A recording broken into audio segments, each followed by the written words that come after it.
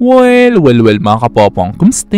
Well, since nagaganap ngayon ang Asian Games at bago natin pag-usapan itong patungkol sa North Korea, sa kung ano nga ba ang mangyayari doon sa mga players nilang matatalo at makakapagpahiya sa bansa ni Kim Jong-un, ay mayroon muna akong isang mabilisang trivia sa inyo, ha? Well, nakita niyo ba sa internet itong trending ngayon? Yes, mga kapopong, ito ngang roller skate player na ito at itong tennis player ng South Korea. Actually, ganito kasi ang medyo nakakalungkot na sasapitin nila. Well, ito kasing roller skater na ito ng South Korea, which is lumalaban naman sa relay roller skating kasama ang dalawa niyang South Korean nakakampi, ay actually panalo na sana kaso yun nga lang na naging maaga kasi ang celebration nitong isang kakampi nila. Yes, mga kapopong, noong malapit na kasi sa finish line itong skater na ito, ay nag-celebrate agad siya bago pa man matapos totally ang race. Ano ang resulta? Well, naunahan tuloy siya noong taga-Taiwan na ang gold medal sana na makukuha nitong South Korea ay naging silver pa dahil sa kagagawa nitong player na yan. At alam niyo ba ang mas matinding mangyayari? Well, ito lang naman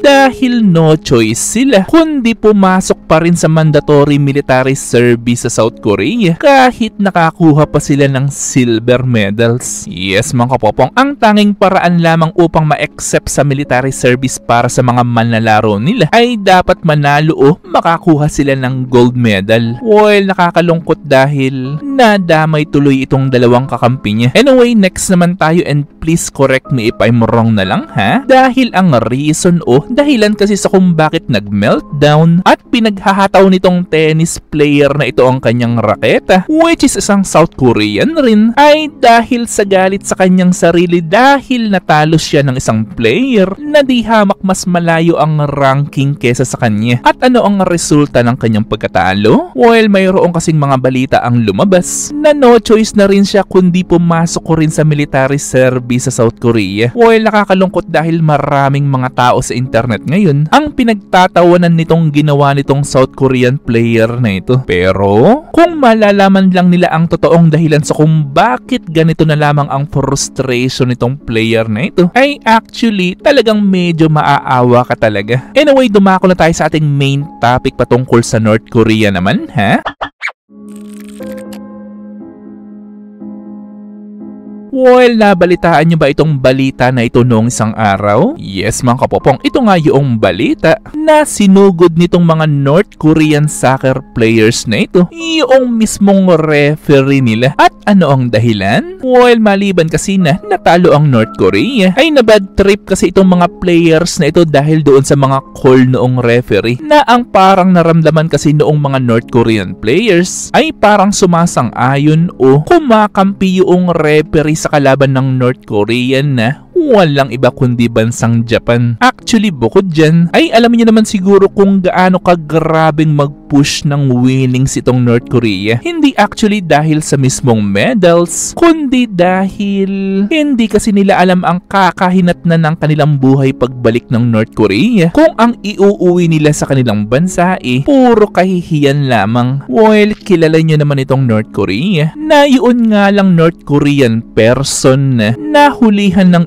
Squid Game movie Alam niyo ba na ang sintensya sa kanya ang mismong buhay niya? Well, ganyan sa North Korea. Pero pagdating naman sa sports, ay actually kahit kasi ang ilang mga sports analyst sa mundo ay napapaisip sa kung ano nga bang buhay meron na yung mga North Korean players na hindi nanalo sa international sports competition kahit noon. Pero kung pagbabasihan naman natin itong article sa LA Times, ay sinasabi dyan na nakatanggap sila ng balita na pinarusahan ng ilang soccer team noon ng North Korea kasama na rin yung coach nila. Well, dahil nga dyan, ang international soccer officials tuloy ay nagpadala ng sulat o letter sa North Korea sa kung yung tip na ipinadala sa kanila regarding sa parusa ng mga North Korean players mayroon ba talagang katotohanan? At alam niyo ba ang posibleng parusa nila doon? Yes, mga kapopong, hard labor nga. Tulad ng pagtatrabaho nila sa minahan o mining o pwede rin sa mga sakahan doon sa North Korea. Pero base naman sa statement noong presidente ng Asian Football Confederation ay sinabi niya na mayroon siyang nakausap na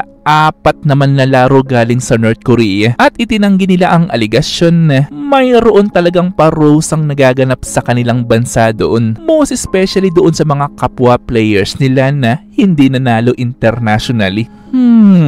Well, para sa akin mga kapopong sa tingin nyo ba ay magsasabi ng katotohanan yung apat na North Korean players na yun? Dahil alam nyo naman na rin siguro na kung magsasabi o magkikwento sila ng katotohanan patungkol sa kanilang bansang North Korea ay sa malamang baka pagbalik nila ng North Korea salubungin agad sila ng mga alagad ni Kim Jong-un doon. Natandaan nyo mga kapopong nasa likod niyang mga ngiti na yan o smile ng kanilang presidente ay mayroong totoong nakakatakot na personality ang tao na yan. Pero wait lang at maiba tayo, Parang may kamukha itong si Kim Jong-un dito sa Pilipinas. Isang taong sikat ngayon sa Pilipinas na napapunta pa sa Senado ngayon. Kilala niyo ba siya? Anyway, maliban dyan sa tanong ko na yan naniniwala rin ba kayo patungkol sa parusa doon sa mga North Korean players na makakapagpahiya ng kanilang bansa?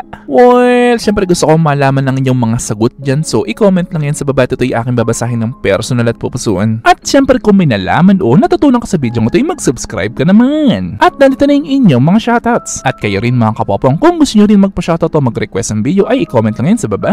At muli ito yung Teacher Popong na nagsasabing, Te Amo!